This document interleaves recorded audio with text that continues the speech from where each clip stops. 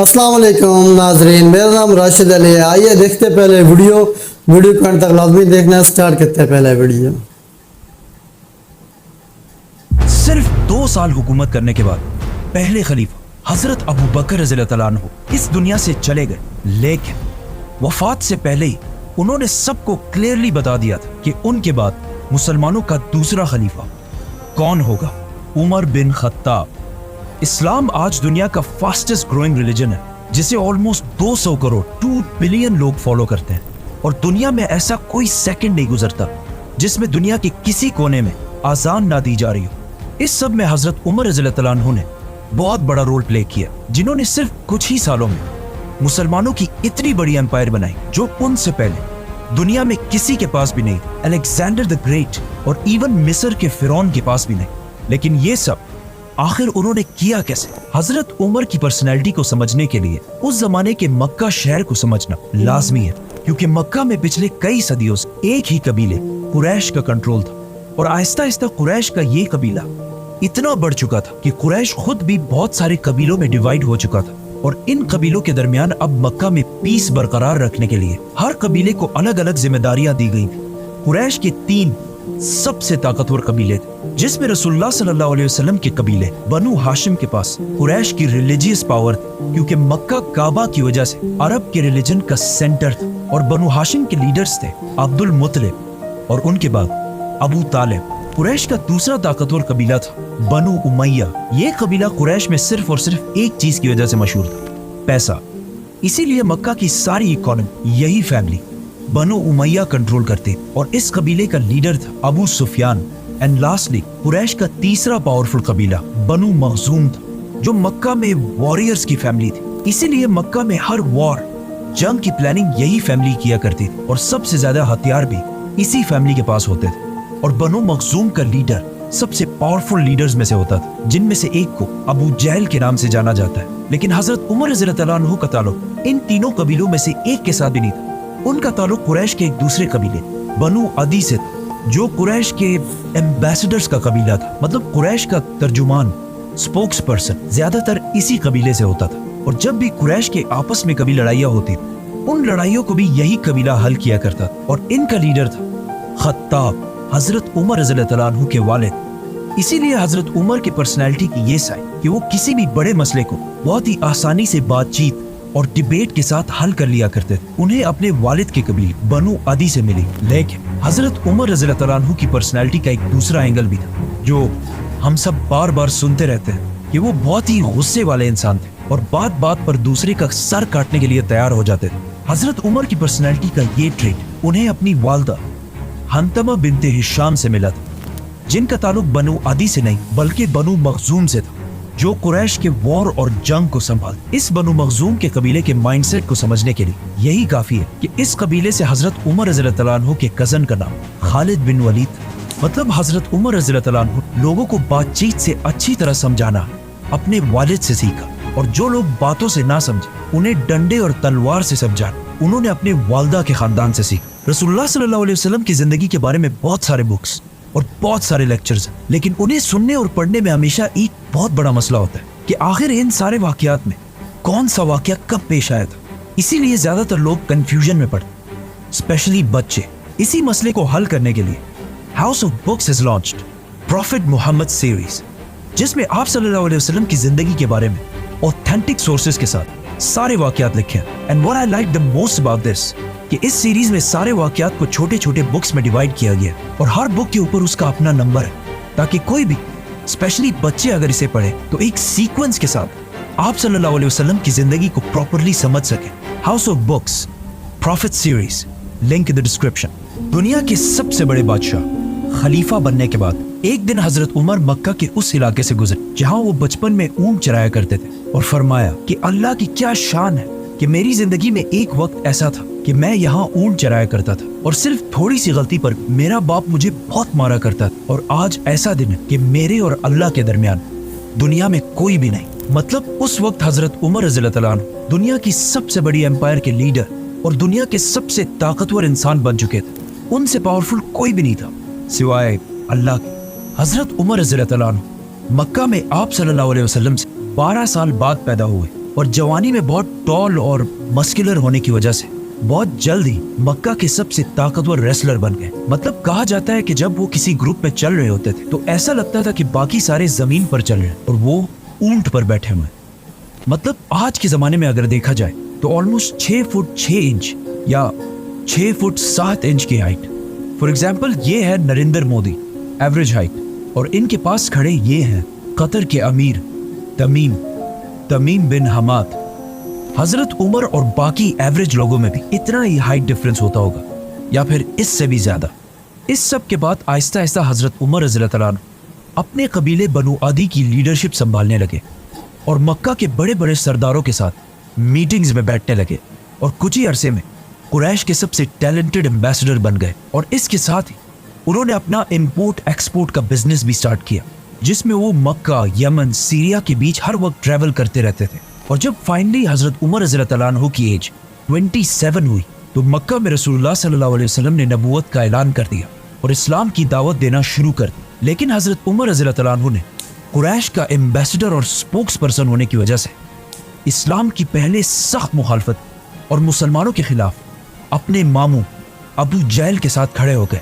इस्लाम से पहले हजरत उमर रज़ियल्लाहु तआला अन्हु की रेपुटेशन कोई इतनी अच्छी नहीं थी, क्योंकि वो बहुत सारे एंटी इस्लामिक एक्टिविटीज़ में इन्वॉल्व रहते थे, मतलब शराब और जुआ वगैरह, और इस्लाम से इतनी नफरत करते थे कि अपने एक गुलाम को सिर्फ मुसलमान होने की वजह से एक दिन उन्होंने इतना मारा कि खुद उसे मार मार कर थक गए। लेकिन जैसे जैसे वक्त गुजरता गया आहिस्ता आहिस्ता हजरत उमर रज़ियल्लाहु तआला अन्हु की पोजीशन मुसलमानों के बारे में थोड़ी बदलने लगी। इसीलिए एक दिन जब वो मक्का में एक गुलाम के पास से गुजरे जिसे उसके मालिक अबू जहल ने मुसलमान होने की वजह से मार मार कर ऑलमोस्ट बेहोश कर दिया था। जब हजरत उमर ने देखा कि किसी और ने उसकी मदद नहीं की तो खुद जाकर उसे हाथ दिया और उसे उठाया, जिस पर उस गुलाम ने हजरत उमर से कहा कि वल्लाह आप उन दोनों में से बेहतर है, जिसकी हजरत उमर रज़ियल्लाहु तआला अन्हु को समझ नहीं आई। इस गुलाम ने उस दुआ की तरफ इशारा किया जो आप सल्लल्लाहु अलैहि वसल्लम ने अल्लाह से की कि या अल्लाह मक्का के इन 2 उमरैन में से एक को इस्लाम की तरफ ला। एक उमर बिन खत्ताब और दूसरा आम्र बिन हिशाम।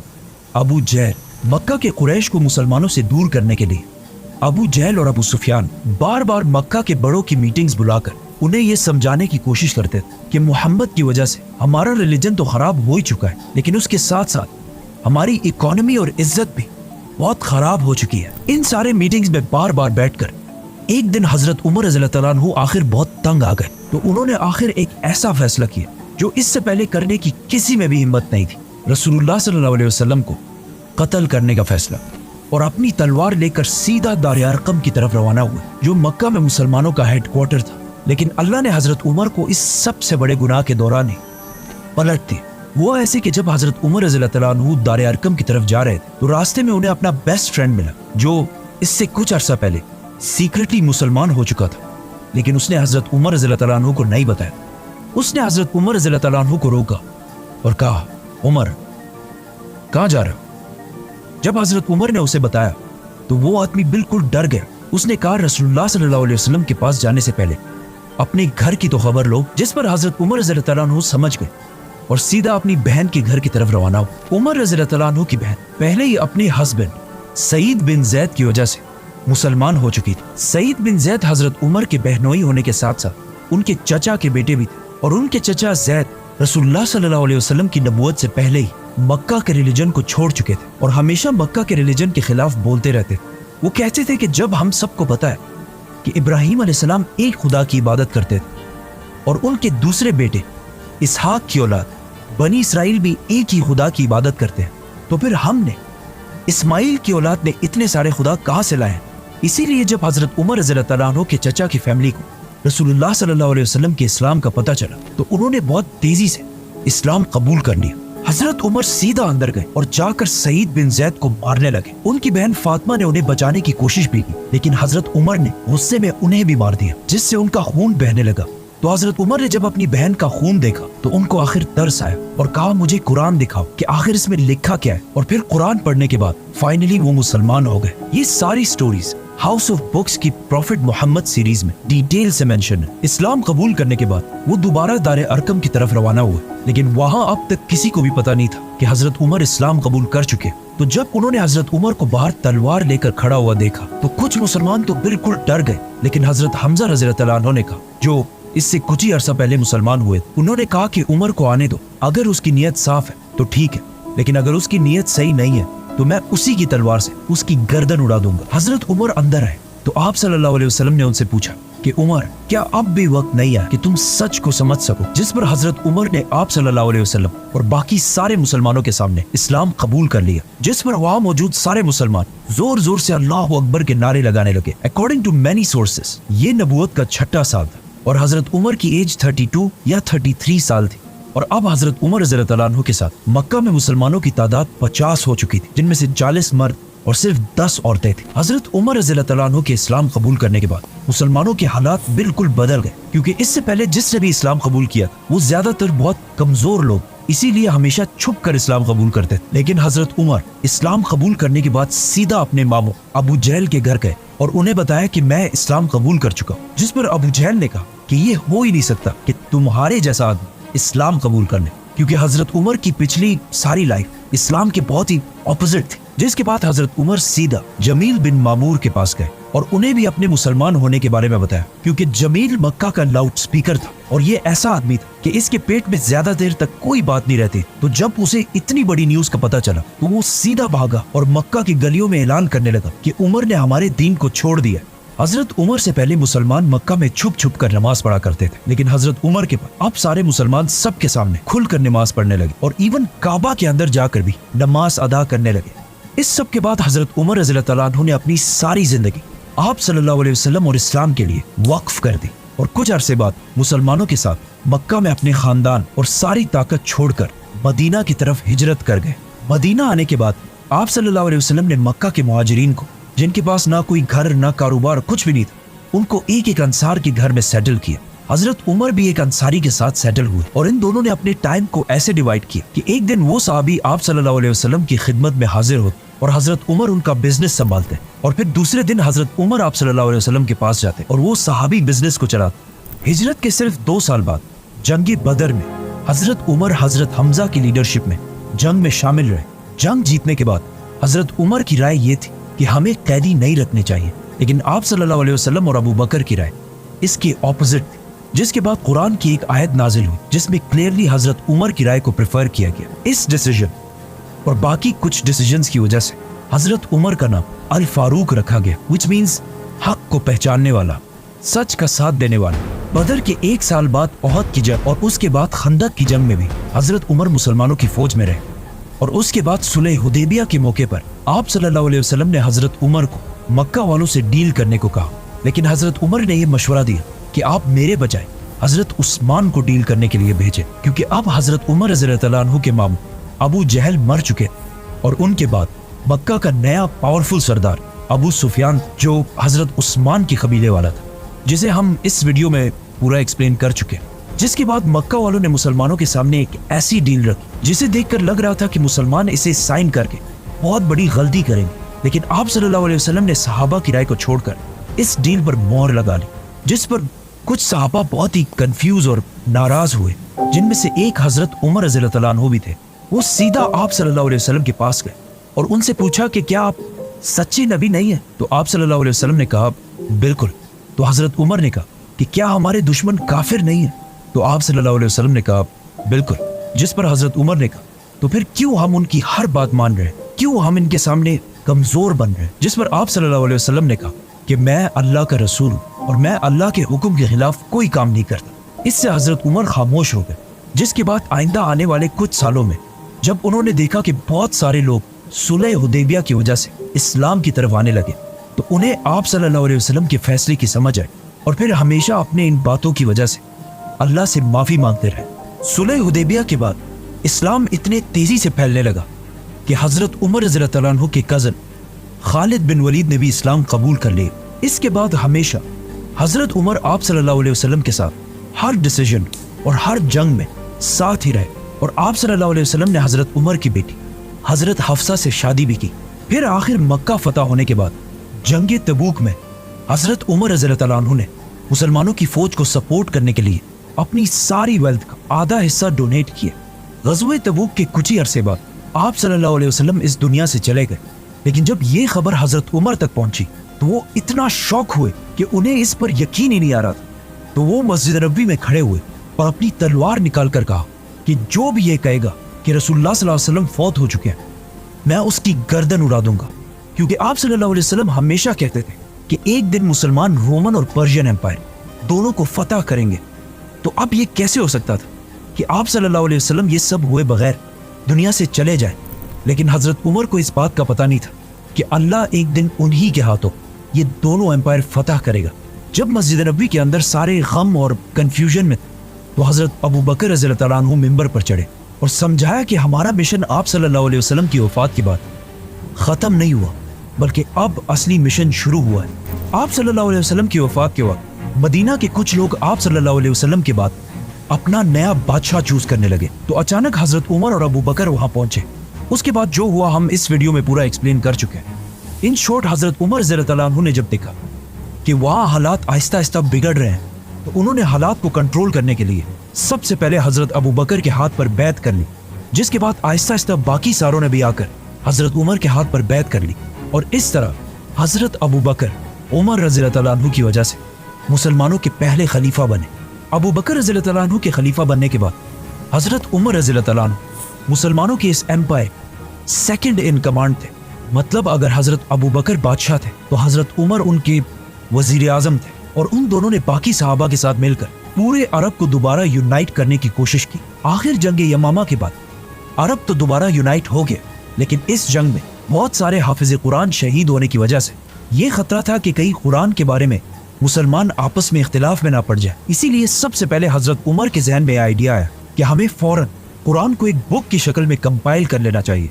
मतलब आज दुनिया के सारे कुरान जो बुक्स की तरह लिखे गए हैं, उन सब का थोड़ा सा क्रेडिट हजरत उमर रज़ी अल्लाह तआला अन्हु को जाता है। अरब यूनाइट करने के बाद खलीफा अबू बकर रज़ी अल्लाह तआला अन्हु के हुक्म पर मुसलमानों ने सीधा पर्शियन एम्पायर पर हमला कर दिया, और उनसे कुछ ही महीनों में ये सारा इलाका फतह कर लिया। और पर्शियन एम्पायर पर हमले के साथ साथ मुसलमानों ने एक ही टाइम पर रोमन एम्पायर पर भी हमला कर दिया। लेकिन पर्शियन एम्पायर की तरह मुसलमानों को रोमन एम्पायर में इतनी कामयाबी नहीं मिल रही थी।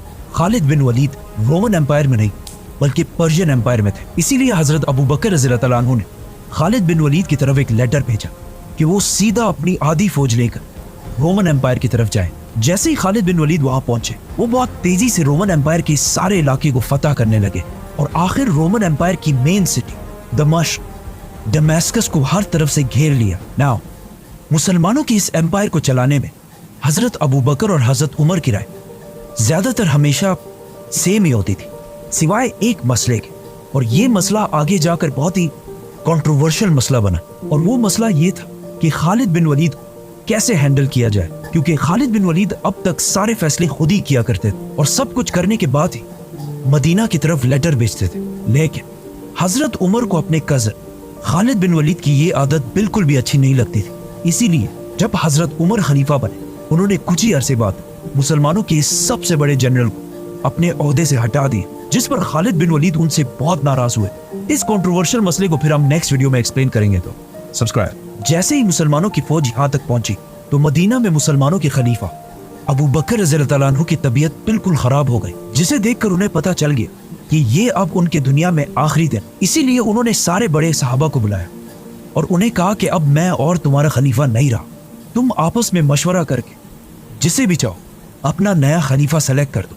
जिस पर सहाबा ने थोड़ा सोचा और वापस हजरत अबू बकर से कहा कि ये काम हम आपके हवाले करते हैं, कि आप जिसको भी सही समझे अपने बात उसी को मुसलमानों का खलीफा बना दे। तो हजरत अबू बकर रज़ी अल्लाह तआला अन्हु ने बड़े बड़े सहाबा में से एक एक को बुलाया और उनसे पूछा कि उमर के बारे में तुम्हारी क्या राय है। जिस पर एक सहाबी ने कहा कि यस, हजरत उमर बहुत अच्छे हैं, लेकिन उनकी पर्सनैलिटी बहुत ही सख्त है। तो हजरत अबू बकर ने हजरत उमर को डिफेंड करने के लिए कहा कि उमर सिर्फ इसलिए सख्त बनता है क्योंकि वो मुझे हमेशा सॉफ्ट देखता है, लेकिन जब वो खुद खलीफा बनेगा तो उसकी पर्सनैलिटी बिल्कुल बदल जाएगी। इन सारे सहाबा से पूछने के बाद हजरत अबू बकर रज़ी अल्लाह तआला अन्हु ने सख्त बीमारी में हजरत उस्मान को अपने पास बुलाया और उन्हें कहा कि लिखो कि मैं खलीफा अबू बकर अपने बाद मुसलमानों का नया खलीफा। ये कहते ही अचानक उनकी तबीयत खराब हो गई और वो बेहोश हो गए। तो हजरत उस्मान रज़ियल्लाहु तआला अन्हु ने इससे आगे खुद ही लिखा कि अपनी बात नया खलीफा उमर को नामजद करता हूँ। थोड़ी देर बाद जब उन्हें होश आया